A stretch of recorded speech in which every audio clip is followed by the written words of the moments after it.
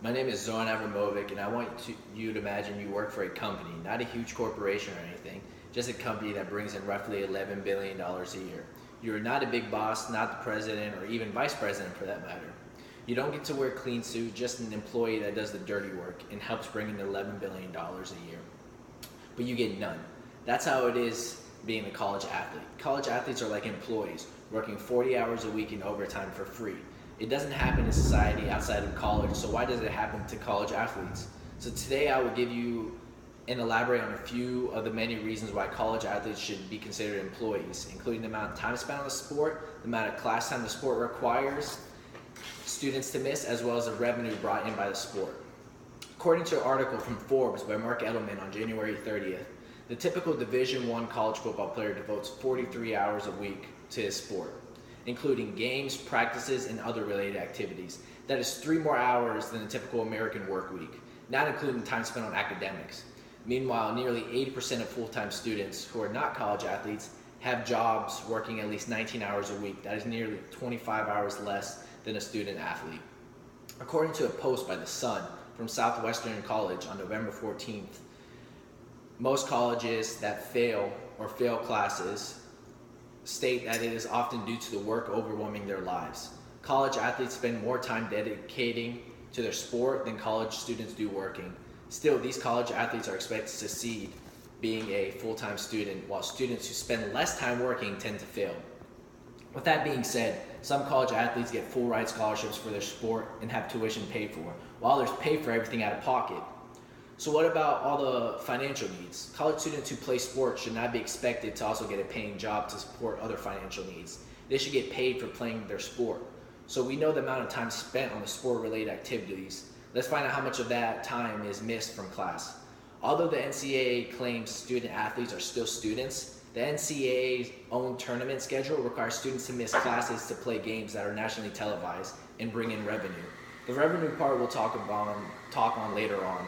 For football, the NCAA Division I championship is played on Monday night. Well, according to an article from Forbes on January 6th, that year student athletes on Florida State University football team missed the first day of spring classes for a game.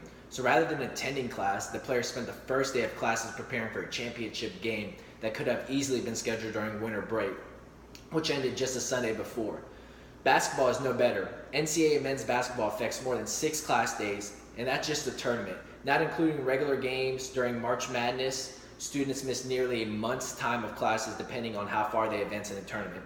This year, the event starts on March 11th and will not end April 2nd and takes place in San Antonio. The teams that wins the tournament will end up missing classes for an entire period while being away and focusing strictly on those games rather than schools, like students should. And the NCAA labels their athletes as just regular students. They should allow their students to make academics a priority and sports just an extracurricular activity. That is not the case. These sports come first, and the real reason they are in college comes second. These athletes spend time they would at a job, put in the effort they would at a job, and should get paid like they would at a job. Like I promised earlier, let's talk about money. The NCAA currently produces nearly $11 billion in annual revenue from college sports. That is more than the total average revenue of both the NHL and the NBA.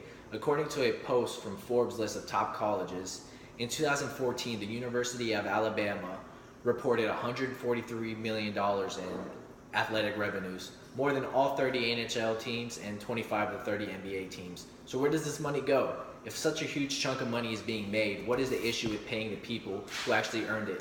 It is obvious that the income from college sports is substantial, but not much of that amount of money goes back into the classrooms either. Instead, it goes to a few administrators, athletic directors, and coaches.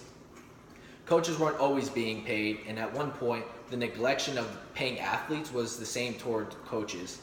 Now, they get paid quite a bit. For example, the average salary of an NCAA Division I men's basketball coach exceeds $1 million.